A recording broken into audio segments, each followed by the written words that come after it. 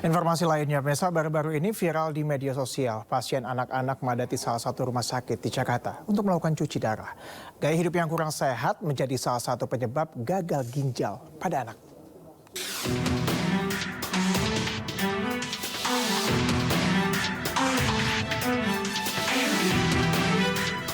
Masyarakat dihebohkan dengan banyaknya anak-anak yang harus cuci darah di salah satu rumah sakit di Jakarta karena menderita gagal ginjal akut. Hal ini membuat banyak orang sadar bahwa penyakit gagal ginjal tidak hanya terjadi kepada orang dewasa saja, tetapi anak-anak pun bisa mengalaminya. Merespon fenomena tersebut, Ikatan Dokter Anak Indonesia atau IDAI mengatakan, setidaknya 1 dari 5 anak Indonesia berusia 12 hingga 18 tahun berpotensi mengalami kerusakan ginjal. Salah satu penyebabnya karena gaya hidup yang kurang sehat.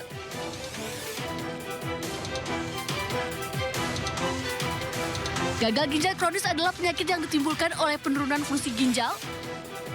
Akibatnya, ginjal tak bisa menjalankan tugasnya dengan optimal seperti menyaring zat sisa dari dalam tubuh, memproduksi sel darah merah, dan mengatur kadar garam dalam darah.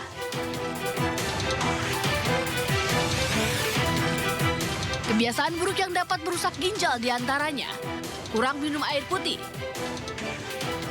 mengonsumsi makanan tinggi gula secara berlebihan, mengonsumsi makanan tinggi garam, dan sering memakan produk-produk makanan olahan. Sementara itu, gejala gagal ginjal yang harus diwaspadai oleh orang tua, diantaranya pembengkakan atau edema pada wajah, tangan, kaki, dan perut, perubahan dalam frekuensi dan warna urin, penurunan nafsu makan dan mual, nyeri punggung dan perut, mengalami tekanan darah tinggi, serta kulit pucat dan gatal.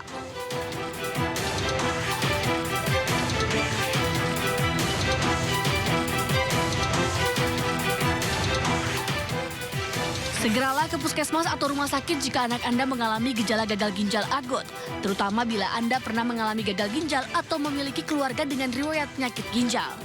Tim Liputan, iNews melaporkan.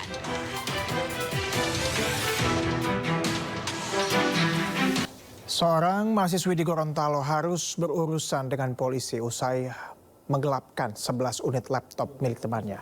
Ironisnya, biasa perbuatannya dilakukan untuk membiayai pacarnya yang ternyata gemar judi online.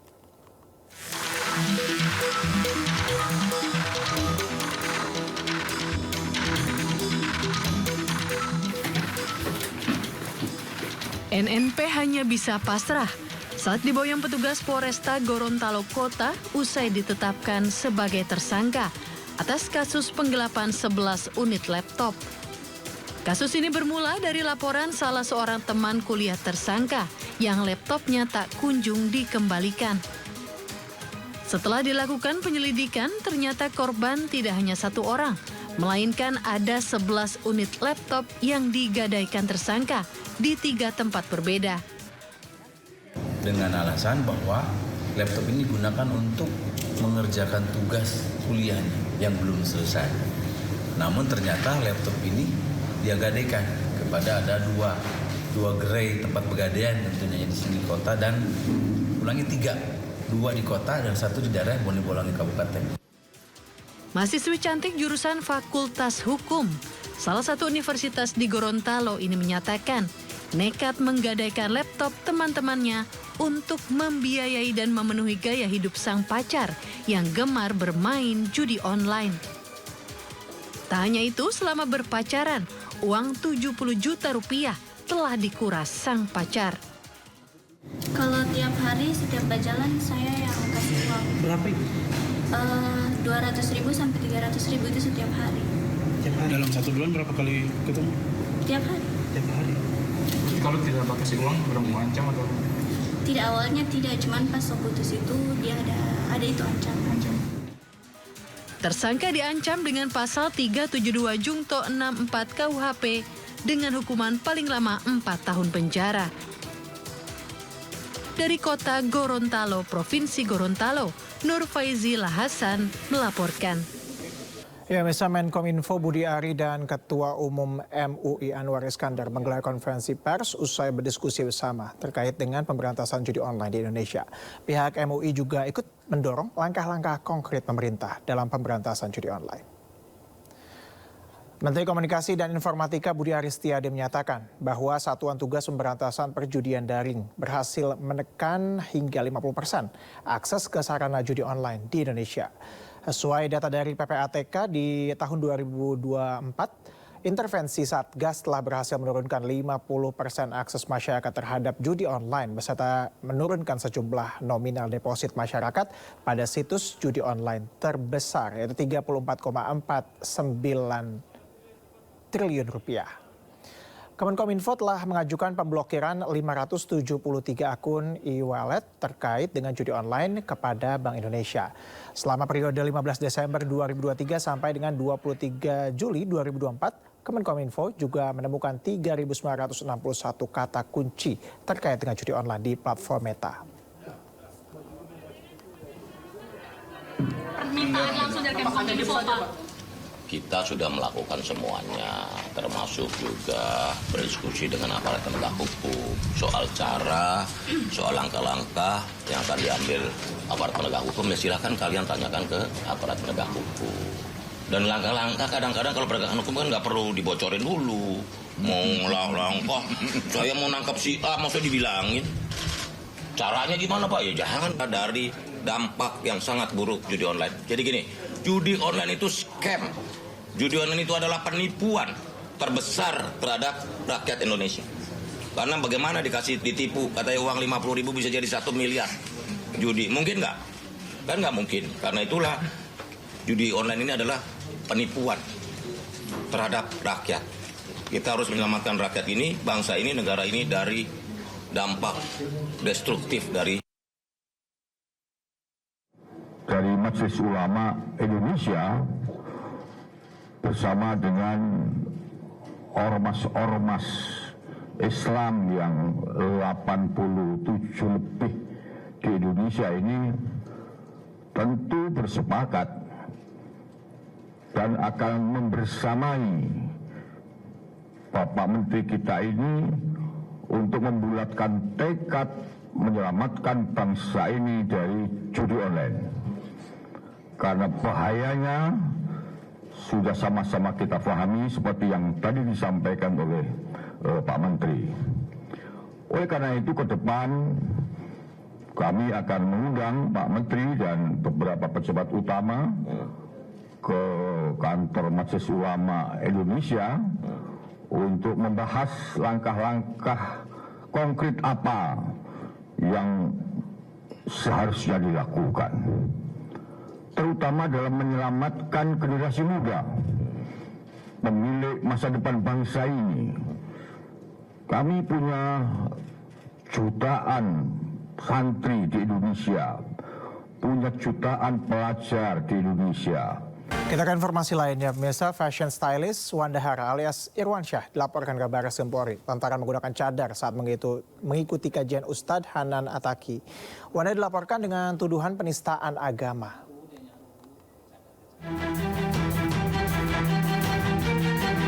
Selebgram yang juga fashion stylist Wanda Hara terus jadi perbincangan. Gara-gara menempati syaf perempuan mengenakan cadar saat menghadiri kajian Ustadz Hanan Attaqi, kini Wanda Hara yang bernama asli Irwansyah resmi dilaporkan ke Baris Krim Polri atas dugaan penistaan agama. Pelapor mengatakan meskipun Wanda Hara telah mengklarifikasi perbuatannya dan meminta maaf, namun proses hukum harus tetap berjalan.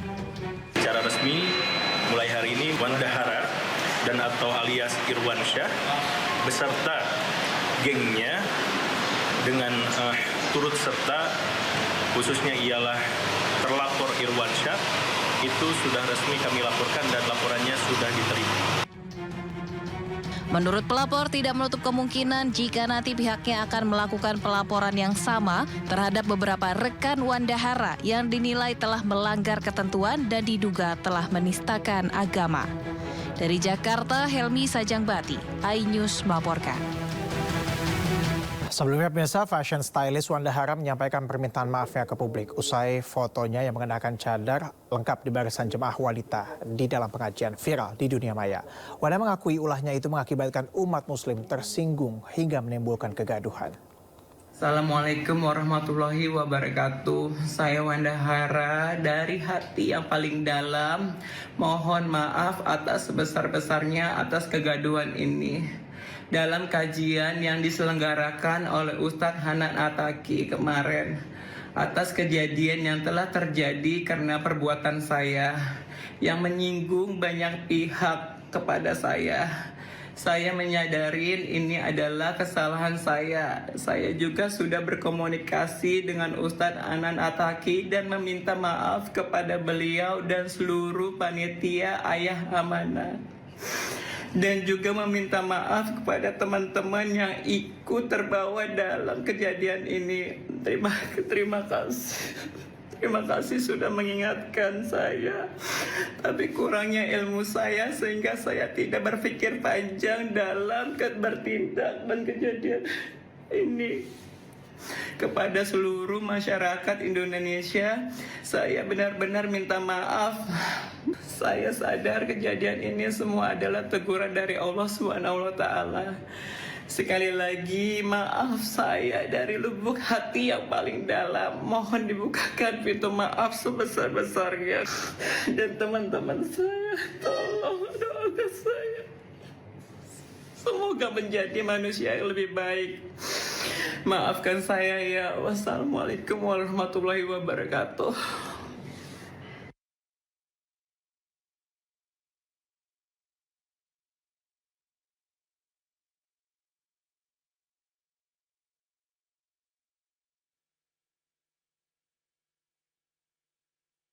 Ya, Misa Gregorius Ronald Tanur, anak politikus yang menjadi terdakwa kasus pembunuhan kekasihnya, divonis bebas. Dalam amar putusannya, hakim menyatakan seluruh dakwaan yang dituduhkan terhadap terdakwa tidak terbukti.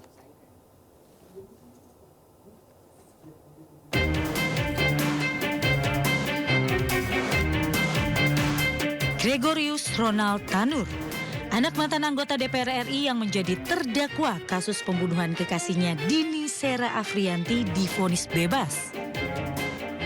Dalam amar putusan majelis hakim yang diketuai oleh Erin Tuah Damanik, membebaskan terdakwa atas segala dakwaan dari jaksa penuntut umum karena dianggap tidak terbukti secara sah dan meyakinkan bersalah melakukan pembunuhan. Sah dan meyakinkan bersalah melakukan tindak pidana sebagaimana dinyatakan dalam dakwaan pertama pasal 338 KUHP atau kedua pasal 351 ayat 3 KUHP atau ketiga ke 1 pasal 359 KUHP dan kedua pasal 351 ayat 1 KUHP. Membebaskan terdakwa oleh karena itu dari seluruh dakwaan penuntut umum di atas. Mendengar putusan dari hakim, jaksa penuntut umum mengaku pikir-pikir untuk melakukan upaya hukum lanjutan atas putusan tersebut. Sementara Gregorius Ronald Tanur menyatakan dirinya bersyukur atas putusan hakim. Sekarang bebas. Tidak apa, yang penting Tuhan yang buktikan. Yang penting Tuhan yang buktikan yang benar. Terima kasih. Semua saya serahkan pada kuasa hukum aja. Sebelumnya Gregorius Ronald Tanur dipidanakan setelah diduga melakukan pembunuhan dan penganiayaan terhadap kekasihnya Dini Sera Afriyanti di basement Mall Landmark Surabaya. Atas peristiwa tersebut, jaksa menuntut Gregorius Ronald Tanur dengan ancaman hukuman 12 tahun penjara. Namun dalam persidangan, hakim menyatakan seluruh dakwaan jaksa penuntut umum terkait pembunuhan dan penganiayaan yang dituduhkan terhadap terdakwa tidak terbukti. Dari Surabaya, Jawa Timur, Hari Tambayong, iNews melaporkan. Sementara itu, Mesa Kejaksaan Negeri Surabaya berencana mengajukan kasasi pasca bebasnya Gregorius Tanur. Rencananya pengajuan kasasi ini akan dilakukan pekan depan. Atas nama terdakwa Gregorius Ronald Tanur yang dalam kemarin Pengadilan Negeri Surabaya telah melakukan putusan pada tanggal 24 Juli 2024 yang menyatakan bahwa terdakwa ini tidak terbukti secara sah dan meyakinkan melanggar pasal dalam Kitab Undang-Undang Pidana, yaitu pasal 338 ya, kalau tidak salah ya, 338 ya, yaitu tentang pembunuhan. Nah, di sini banyak teman-teman media yang akan menanyakan mengenai apa sikap kami yang akan kami ambil terkait dengan putusan dari majelis hakim tersebut. Kami nyatakan pada saat ini kami menyatakan akan melakukan langkah upaya hukum, yaitu berupa kasasi. Nah, tentunya nanti akan kami lakukan langkah ini mengingat jangka waktunya itu adalah kurang lebih 14 hari ya. Tapi kami langsung menyatakan pada hari ini akan melakukan kasasi, melakukan langkah-langkah tersebut. Tentunya nanti tim jaksa penuntut umum yang akan melakukan proses administrasi untuk mendaftarkan kasasi kami, sambil nanti 14 hari ke depan kami akan memberikan kasasi. Ya, bisa atas vonis bebas terdakwa, keluarga korban Dini Sera Aprianti di Sukabumi, Jawa Barat kecewa. Keluarga berharap ada keadilan dalam kasus pembunuhan anaknya.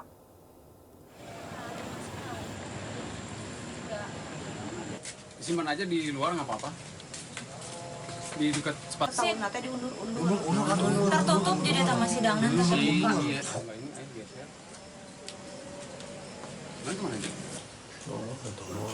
Keluarga korban Dini Sera Aprianti di Desa Babakan, Cisaat, Kabupaten Sukabumi kecewa terhadap vonis hakim yang bebaskan terdakwa Gregorius Ronald Tanur. Keluarga sedih putusan tersebut tidak memenuhi rasa keadilan. Bersama dengan kuasa hukum, keluarga akan terus memperjuangkan keadilan untuk Dini. Kami sekeluarga sangat sedih, sangat kecewa dengan keputusan Pak Hakim sama Pak Jaksa. Iya, kami kaget dengan kabar kemarin. Kami sudah koordinasi dengan kuasa hukum sama Pak Dimas. Ya, kata kuasa hukum kami katanya mau dilaporkan. Ya, Mesa, setelah dituntut 12 tahun penjara oleh Jaksa Penuntut Umum atau JPU PN Surabaya justru memvonis bebas Ronald Tanur, terdakwa kasus penganiayaan dan juga pembunuhan terhadap Dini Sera. Pertimbangan hakim karena terdakwa berupaya untuk bawa korban ke rumah sakit untuk memberikan pertolongan pertama. Atas putusan ini, Kejaksaan Agung berencana mengajukan kasasi. Apa alasan yang akan dibawa oleh pihak Kejagung ke MA terkait dengan kasus ini? Kemudian bagaimana juga keluarga korban menanggapi putusan majelis hakim ini? Sudah bersama kami ada Harli Siregar, Kapus Penkum Kejaksaan Agung, dan juga Ruli selaku kakak korban. Selamat sore Pak Herli, terima kasih telah bergabung bersama kami di Sindo Sore. Ya, selamat sore. Pak Herli, kita mendengar informasi terkait dengan putusan hakim ini, pihak Kejati Surabaya akan melakukan kasasi. Benarkah demikian? Ya, kita akan mengajukan kasasi, Mas. Apa kemudian yang menjadi alasan-alasan terkait dengan hal tersebut? Tentu berdasarkan KUHP ya, sebagaimana diatur di dalam pasal 253, ada 3 alasan yang bisa dijadikan sebagai alasan untuk mengajukan kasasi. Yang pertama, apakah benar bahwa hakim dalam mengadili dan memeriksa sudah menerapkan hukum sebagaimana mestinya atau tidak?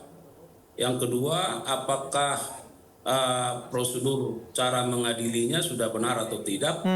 Atau yang ketiga, apakah hakim melampaui kewenangannya?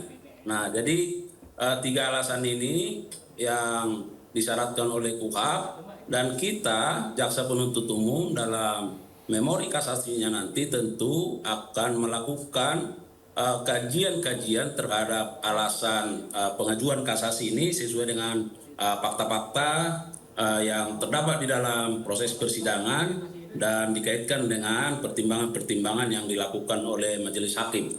Baik, kita juga ingin mengkonfirmasi kembali Pak Harli. Ini kan Kejagung sendiri akan melakukan kasasi terhadap putusan vonis bebas terhadap Ronald Tanur. Tapi kita mengetahui juga ada peraturan, ini koreksi kalau saya salah, terkait dengan putusan bebas itu tidak dibenarkan untuk kasasi menurut KUHP. Apakah itu sudah ada revisi terhadap peraturan hal tersebut sehingga kemudian pihak Kejati Surabaya akan mengajukan kasasi? Nah, dapat saya jelaskan bahwa memang barangkali yang dikatakan Sindo ini terkait dengan ketentuan di dalam pasal 244 KUHP. Karena memang di sana ada kalimat yang menyatakan kecuali terhadap putusan bebas atau presprah.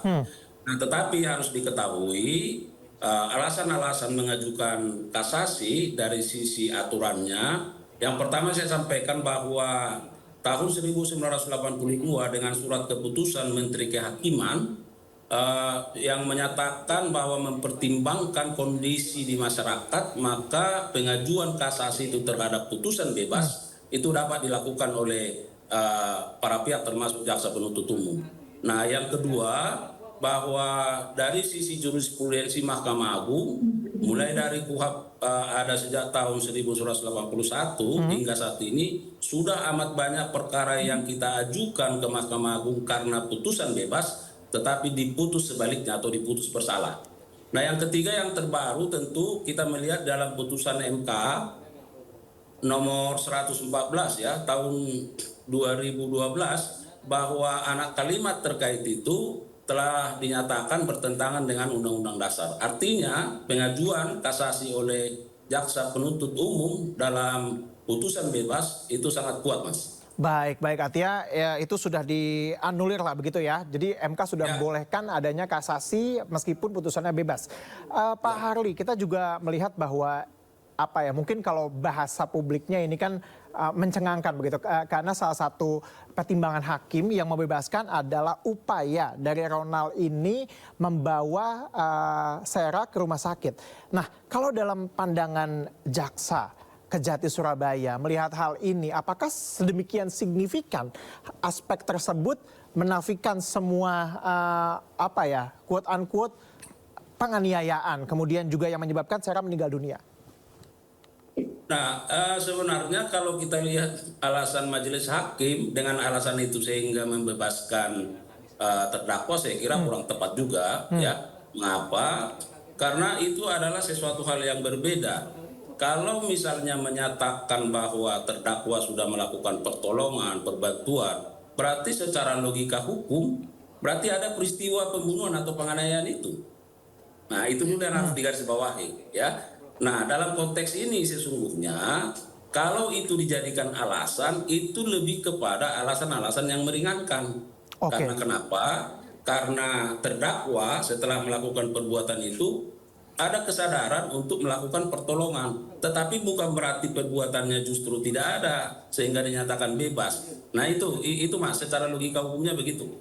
Baik, kita juga sudah bergabung bersama dengan Mbak Rini ya. Mbak Rini merupakan kakak dari Dini Sera. Terima kasih Mbak Rini telah bergabung bersama kami di Sindo Sore. Mbak Ruli, oke. Mbak Ruli, kita mau mengkonfirmasi kembali. Nah, terkait dengan putusan membebaskan Ronald Tanur, keluarga sendiri bagaimana melihat hal ini? Sangat kaget, sangat kecewa, sangat shock juga. Baik, tapi sepanjang mengikuti begitu persidangan satu demi satu, apakah keluarga kemudian melihat bahwa hakim ini memang ada kecondongan begitu untuk untuk tidak melihat fakta-fakta yang disampaikan begitu oleh pihak keluarga? Yang ikut sidang hanya pengacara aja. Oh, jadi keluarga tidak mendampingi pada saat persidangan begitu, Mbak Ruli? Cuman sekali aja ikut. Cuman sekali ya. Nah, dari pihak keluarga sendiri inginnya bagaimana nih? Apakah kemudian ada proses bandingkah terhadap putusan bebas Ronald Tanur ini? Dan sejauh apa sudah? Pengen proses banding. Sudah berkoordinasikah dengan tim kuasa hukum terkait dengan hal ini? Sudah. Bagaimana menurut dari tim pengacara? Kita mau lapor ke MA. Mau lapor ke MA terkait dengan hal ini? Iya. Baik. Iya. Apakah sudah disiapkan begitu berkas-berkasnya dan kapan kemudian mau submit? Masih dalam proses. Masih dalam proses. Ada rencana nggak, Mbak, kapan kemudian pihak keluarga dan kuasa hukum melakukan hal ini? Belum ada. Belum ada ya? Nah, Mbak Ruli, sebenarnya kalau kita kan tahu bahwa JPU sendiri kan jaksa begitu ya, menuntut Ronald Tanur kan 12 tahun penjara. 12 tahun penjara mungkin buat keluarga juga masih terlalu ringan lah ya. Nah, kalau harapannya begitu ya, dengan kehilangan anggota keluarga tentunya, inginnya seperti apa sih pihak keluarga? Pengennya seumur hidup. Pengennya seumur hidup ya? Iya. Oke. Kita akan nantikan tentunya langkah-langkah yang dilakukan oleh pihak keluarga. Kita kembali ke Pak Harli. Pak Harli, ini juga kan tentunya apa ya, menjadi mengajekkan gitu. Bagaimana kemudian institusi penegakan hukum di Indonesia saat ini kan sedang menjadi perhatian secara luas begitu ya. Nah, apakah kemudian dari pihak Kejaksaan Agung sendiri begitu, ada nggak sih Pak aturan yang bolehkan misalnya untuk melaporkan ke KYK terkait dengan putusan ini? Karena ini kan apa ya, rasa-rasanya begitu ya, tidak memberikan rasa keadilan. Nah begini Mas, jadi saya harus luruskan dulu yang pertama supaya tidak bias, bahwa ini kan perkara pidana, jadi ini masuk dalam ranah hukum publik. Nah, terkait dengan masuk dalam ranah hukum publik, maka kepentingan korban itu sudah diadop oleh negara melalui jaksa penuntut umum. Jadi terkait dengan langkah-langkah upaya hukum itu hanya akan dilakukan oleh jaksa penuntut umum. Bahwa keluarga seperti yang sampaikan Mbak Ruli tadi misalnya menyampaikan keberatan, ya itu silakan, itu haknya, ya. Artinya supaya ada pemahaman hukum di kita, ya. Baik. Nah, karena itu yang diatur dalam KUHP, ya. Nah, yang kedua bahwa kami akan terus fokus, ya, mengawal perkara ini dari sisi substansinya, ya, bahwa jaksa penuntut umum pada Kejaksaan Negeri Surabaya secara maksimal sudah berusaha membuktikan perkara ini hingga melakukan tuntutan yang sebenarnya sudah maksimal, karena ancamannya kan hanya 15 tahun, 338. Betul. Nah, bahkan di situ ada juga pengenaan terhadap restitusi, ya.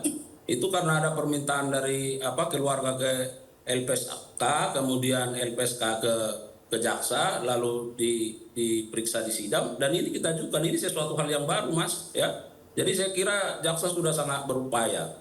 Nah, bahwa apa yang disampaikan tadi, apakah ada upaya untuk melaporkan ke KYK dan seterusnya, sampai saat ini kami hanya fokus dulu terhadap melakukan kajian terhadap pertimbangan-pertimbangan yang diberikan oleh majelis hakim sehingga dia putus bebas, ya, terdakwa ini. Oleh karenanya kami akan fokus terhadap langkah-langkah hukum yang bersifat formal untuk mengajukan kasasi dan menyusun memori kasasi sebaik mungkin dengan fakta-fakta persidangan yang sudah ada, untuk kiranya hakim pada Mahkamah Agung bisa menganulir putusan yang ada di pengadilan negeri. Saya kira begitu, Mas. Baik.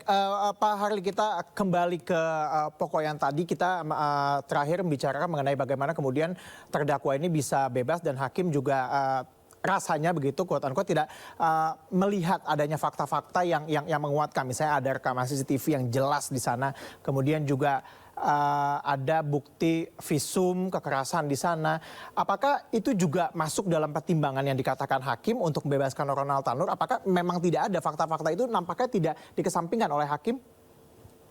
Nah di situ dia perbedaannya. Jadi kalau hakim kan melihat bahwa terhadap perkara ini tidak ada saksi yang melihat langsung. Nah, kemudian yang kedua bahwa meninggalnya korban lebih didasarkan pada adanya pengaruh alkohol yang dikonsumsi. Nah, lalu dari sisi kita, dari sisi jaksa penuntut umum, sebenarnya di dalam persidangan dan fakta-fakta yang terungkap, nah setidaknya kan ada ada CCTV yang bisa digunakan untuk lebih mempermudah pembuktiannya terkait peran dari pelaku ini, terdakwa ini. Nah, kemudian apa yang Mas sampaikan tadi, ada juga visum et repertum yang menyatakan bahwa meninggalnya korban itu ada juga karena luka. Nah, jadi artinya kalau dikaitkan dengan luka dengan pengaruh alkohol, saya kira itu tidak matching, ya, tidak masuk, ya. Nah, dan logika-logika hukum yang lain yang harus sebenarnya perlu diperhatikan, misalnya antara korban dengan terdakwa kan ada hubungan, kan. Kemudian kedua mereka ini kan berada pada satu ruang dan tempat yang sama. Nah, kemudian kalau kita lihat fakta lain kan ada percekcokan, ada pemukulan. Nah, barangkali fakta-fakta ini seharusnya yang oleh majelis juga harus dipertimbangkan secara komprehensif, ya. Jadi tidak hanya misalnya melihat dari satu sisi, karena tujuan hukum ini kan bukan hanya soal kepastian, tapi juga ada sisi keadilan, ada sisi kemanfaatan yang harus dibangun dalam penegakan hukum. Baik, Saya kira begitu. apakah kemudian sudah diambilkah langkah kasasi ini? Artinya apakah sudah diajukan begitu atau masih menyiapkan tim dan juga dokumen-dokumennya? Nah, kami sekarang berdasarkan pasal 245 ya sebenarnya ada waktu 14 hari yang diberikan kepada jaksa penuntut untuk menyatakan kasasi. Kami sekarang sedang menunggu salinan putusan karena di situ kan akan tertera pertimbangan-pertimbangan hakim dalam memutus. Dan kita yang akan melakukan counter itu terhadap pertimbangan itu. Jadi kami masih menunggu, kami akan pelajari, kemudian tentu kami akan susun memori kasasinya dan akan kami serahkan pada waktunya. Baik, kita kembali lagi ke Mbak Ruli. Mbak Ruli, kalau kondisi keluarga sendiri bagaimana terkait dengan hal ini? Meskipun kalau kita tahu, ya silakan Mbak Ruli. Masih sedih. Masih sedih ya? Masih, iya. Kalau orang tua sendiri bagaimana? Kalau mama kan udah almarhum, udah meninggal. Kita juga mendengar bahwa Sarah ini sudah punya anak, benar demikian? Iya, benar. Nah, kondisinya gimana sekarang? Udah berapa usianya? Kemudian juga kondisinya gimana? Udah jalan mau 13 tahun, mau masuk SMP, dia sekarang mondok. Oh, udah besar ya? Oke.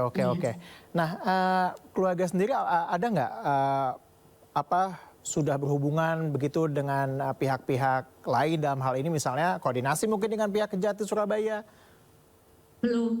Belum ya. Tapi kalau untuk kasasinya sendiri gimana tanggapannya? Apakah mendukung penuh begitu? Kenapa, bisa diulang? Ya, apakah kemudian langkah dari pihak kejaksaan melakukan kasasi ini didukung penuh oleh pihak keluarga? Pastinya. Tapi selama ini sepanjang kasus ini bergulir pernah ada tawaran untuk damai nggak dari pihak-pihak lain untuk nggak memperpanjang kasus misalnya? Yang awal ada. Dia viral juga kan? Gimana? Oh, sempat viral juga. Pada saat itu mungkin sambil kita mengingatkan pada saat itu apa yang ditawarkan dan ngomongnya gimana ke keluarga? Udah lupa lah, udah lama. Dia nawarin uang atau gimana? Iya, uang. Nah, menjelang vonis ini, apakah pernah ada yang datang juga ke pihak keluarga, misalnya untuk nggak ada ya? Nggak ada sama sekali. Baik, Pak Harli, kita mungkin bisa membahas sedikit lah ya. Di Indonesia mungkin kita kenal restoratif justice, kemudian uang damai begitu. Tapi kalau dalam pandangan hukum gitu melihat misalnya penawaran damai itu bagaimana sih? Apakah ini sesuatu hal yang legal kah? Saya kira begini Mas, ya. Terkait dengan restoratif justice tentu ada syarat-syarat yang bisa dikatakan bahwa suatu perkara akan diselesaikan penuntutannya berdasarkan keadilan restoratif, ya. Nah, itu sudah jelas bahwa perkara ini tidak bisa dikategorikan sebagai bagian dari perkara yang bisa diajukan bagian dari restoratif justice. Itu yang pertama. Nah, yang kedua, bahwa terkait dengan perdamaian dalam semua peristiwa pidana, bahwa perdamaian itu sangat disarankan, ya, walaupun dalam konteks misalnya mohon maaf kepada keluarga korban bahwa beliau sudah meninggal, bahwa ada perdamaian, saya kira itu sangat baik. Tetapi perlu diingat bahwa perdamaian itu tidak menghapuskan perbuatan pidana. Nah, jadi boleh perdamaian dilakukan, tapi perbuatan pidana itu tetap, makanya itu akan menjadi bagian dari hal-hal yang meringankan. Seperti yang tadi, misalnya kalau ada perdamaian, kemudian ada tindakan pertolongan yang dilakukan. Tetapi bukan lalu menghapuskan perbuatan sehingga bebas. Begitu, Mas. Baik Pak Harli, terima kasih banyak atas perbincangan singkat kita. Kita nantikan tentunya langkah-langkah dari pihak Kejaksaan Agung untuk memenuhi setidaknya rasa keadilan di masyarakat. Dan juga Mbak Ruli, terima kasih banyak atas perbincangan kita juga. Sehat selalu, salam untuk keluarga. Kita tentunya berharap yang terbaik dari kasus ini. Terima kasih Mbak Ruli, Pak Harli. Terima kasih, selamat sore. Baik, terima kasih. Ya, misal dalam kesimpulan permohonan dibacakan kuasa hukum Saka Tatal disebutkan bahwa nama Saka Tatal harus direhabilitasi. Selain itu sejumlah saksi juga diminta agar dihadirkan di persidangan, diantaranya Susno Duaji dan juga Ugres Seneo. Kesimpulan, adapun kesimpulan pada permohonan peninjauan kembali terdakwa Saka Tatal bin Bagja adalah sebagai berikut. 1. Bahwa dengan bukti baru tonopum tersebut yang belum pernah diajukan pada waktu persidangan, hilangnya nyawa korban Muhammad Rizky Rudiana dan Vina karena kecelakaan lalu lintas, bukan pembunuhan. 2. Bahwa jaksa penuntut umum dan hakim pada perkara akuo tidak sama sekali menggunakan ajaran kausalitas hukum pidana untuk menentukan pertanggungjawaban pidana. Jaksa dan hakim tidak memisahkan secara tegas perbuatan Saka Tatal bin Bagja dengan terdakwa 5 orang dewasa berdasarkan fakta hukum.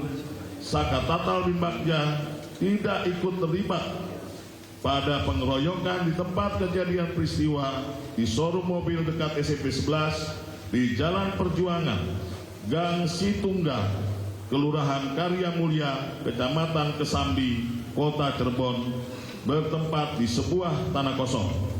3. Bahwa jaksa penuntut umum dan hakim pada perkara akuo tidak menerapkan diversi pada sistem peradilan pidana anak Saka Tatal bin Bagja sebagaimana yang diamanatkan pada Undang-Undang Nomor 11 Tahun 2012 tentang sistem peradilan pidana anak dan Peraturan Mahkamah Agung Republik Indonesia Nomor 4 Tahun 2014 tentang pedoman pelaksanaan diversi dalam melaksanakan sistem peradilan pidana anak, sehingga jaksa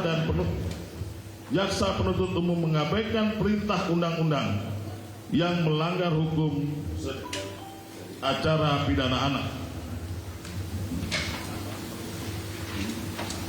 4. Bahwa jaksa penuntut umum dan hakim pada perkara akuo telah keliru dalam menerapkan hukum dan keliru yang nyata dalam memutus anak Saka Tatal dengan menghukum menggunakan pasal 340 KUHP.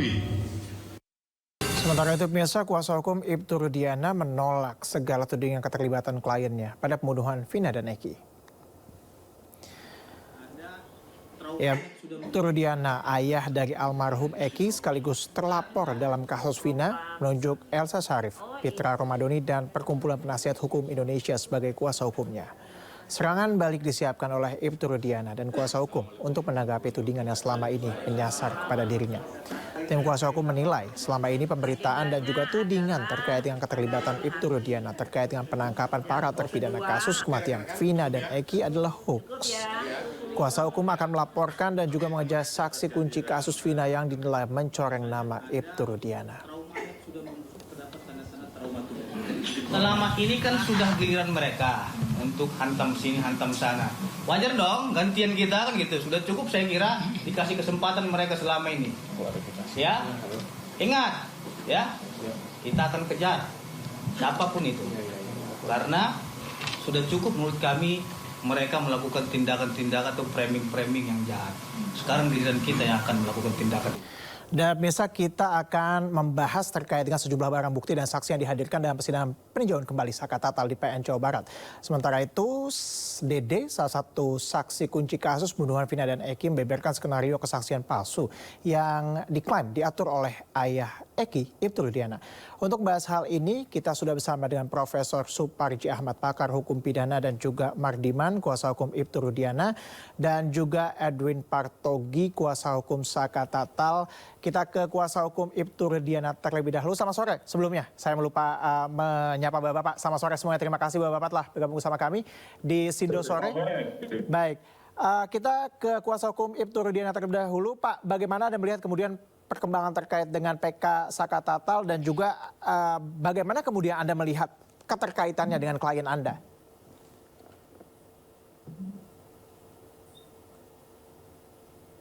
Ya, mohon maaf Pak, kita belum bisa mendengar suara Anda di sini, nampaknya masih di mute.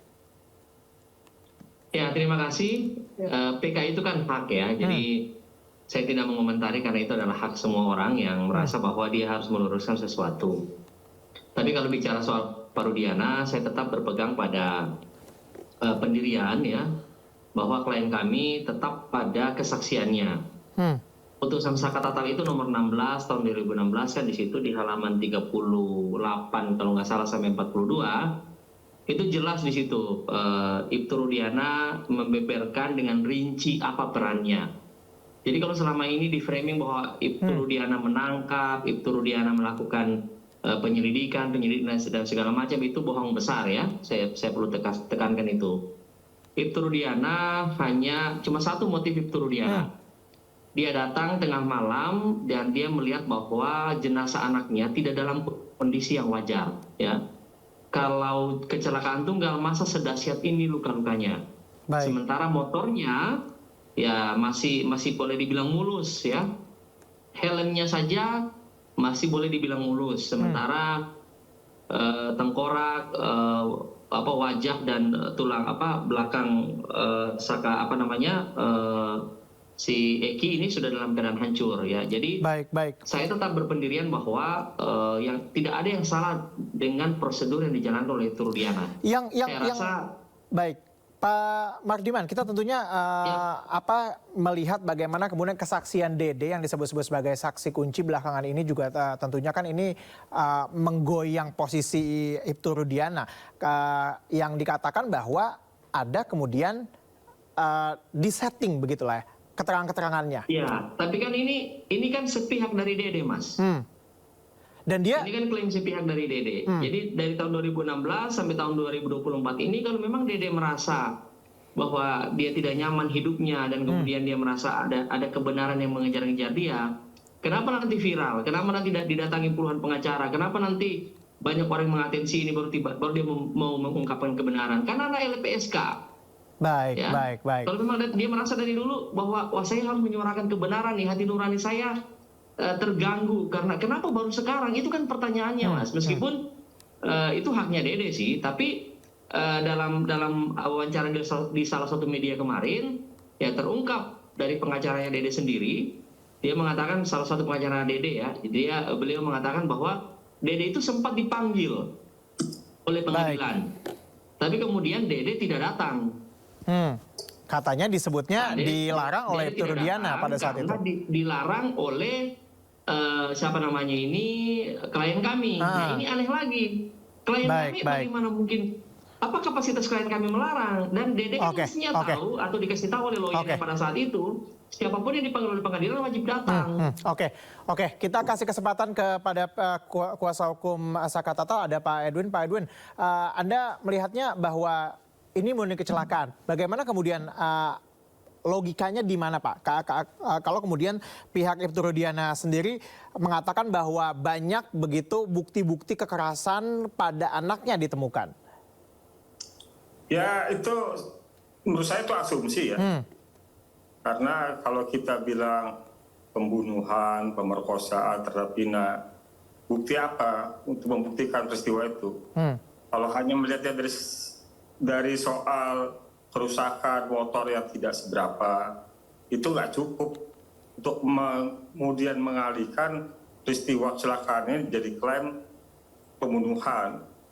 Dan tentu juga harus diingat prosesnya yang juga sepihak, ya, bahwa ada penangkapan oleh Rudiana tanpa dilengkapi surat tugas, surat perintah.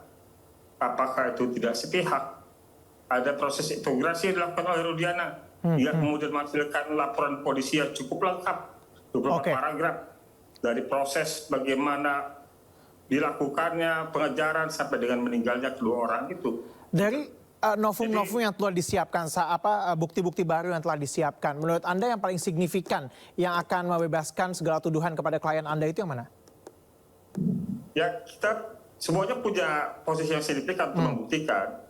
Jadi dalam PK ini ada 2 tema yang kita ajukan. Satu menyangkut keadaan baru atau novum, kedua kehilapan hakim ya. Nah, jadi bukan hanya novum ya. Jadi ada 2 hal itu. Di novum ada 10 dan kemudian di kehilapan hakim ada poinnya, ada poin utamanya 7 gitu. Jadi kami ingin menyampaikan terlalu banyak hal yang janggal yang menurut kita pasti mudah untuk dibaca bahwa peristiwa ini sebenarnya tidak ada peristiwa itu duka. Ya. Jadi seandainya kalau kita itu keluar dari rumah dalam waktu siang hari itu panasnya langsung terasa gitu. Atau kalau kita melihat matahari silaunya langsung menusuk mata gitu. Baik, Anda melihat seperti itu ya. Untuk melihat perkara ini terlalu banyak kejanggalannya, tidak perlu kecerdasan.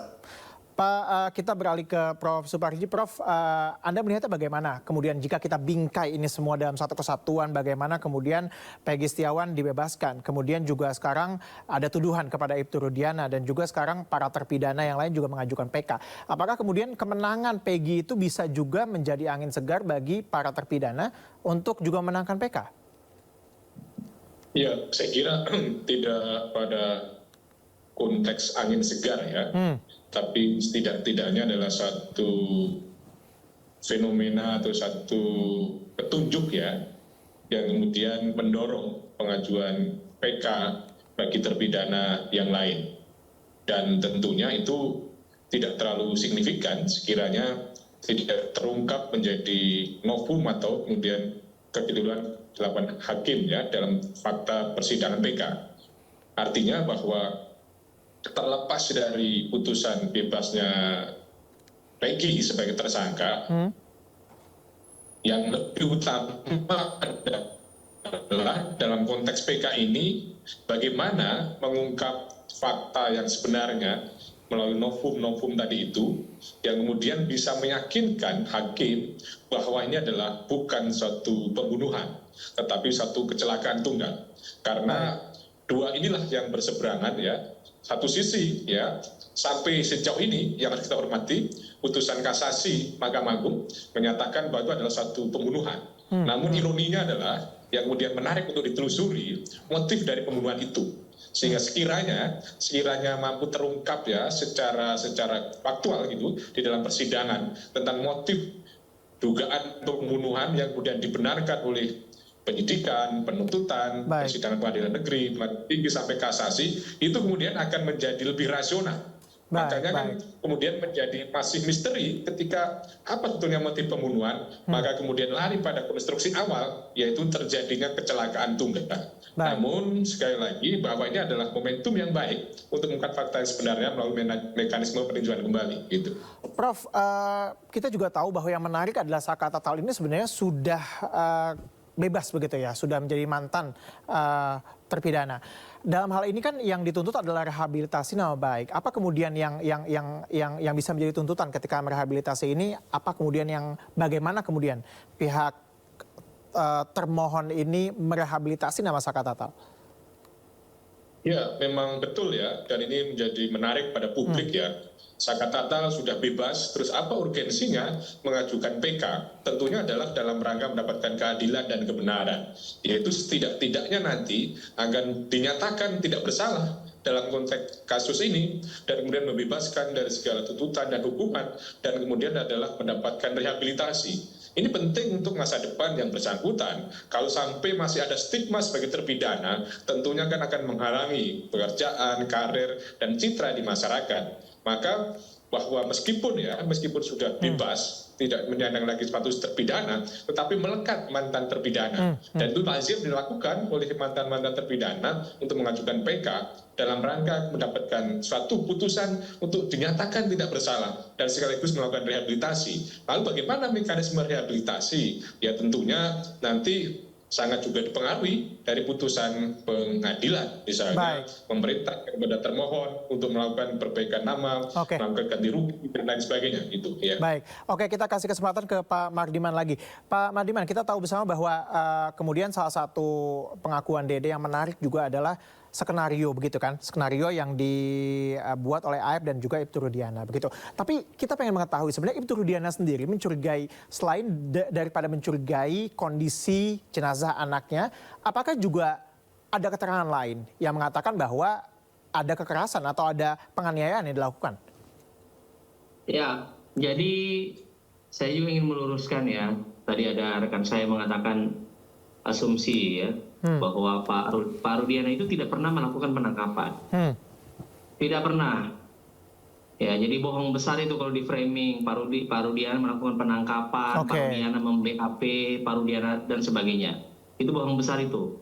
Nah, yang dilakukan oleh Rudiana motifnya cuma satu.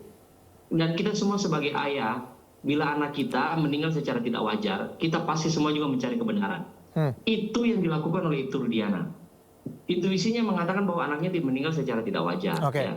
Bahwa kemudian Dede mencabut semua keterangannya sekarang, itu kan haknya Dede. Tapi sekali lagi, tentunya saya berharap ya lawyernya Dede juga mengingatkan konsekuensi bila ternyata di belakang hari dia mencabut keterangannya, padahal keterangan itu adalah keterangan yang benar ya. Dia sudah disumpah loh di pengadilan ketika dia dia ketika melakukan semuanya itu menurut kami dia secara sadar dan itu sudah digunakan oleh pengadilan ya untuk menjadi dasar ketika menjatuhkan vonis terhadap para terpidana. Artinya di bawah sumpah ini keterangannya harus dipertanggungjawabkan. Baik. Yang menarik juga bahwa Dede mengatakan adanya kecurigaan motif dendam Aep kepada para terpidana. Itu apakah kemudian sudah juga di follow up kah oleh Ibtu Rudiana kepada Aep? Ya, saya kira itu asumsi yang ya. Ya, yang tidak berdasar lah menurut saya. Baik. Oke. Terima kasih Bapak atas perbincangan singkat kita. Sayang sekali waktunya sangat terbatas. Terima kasih, kita mungkin lain kesempatan kita bisa berbincang lebih panjang terkait dengan hal ini. Terima kasih telah bergabung sama kami di Sindo Sore. Kepada termohon untuk melepaskan pemohon dari tahanan.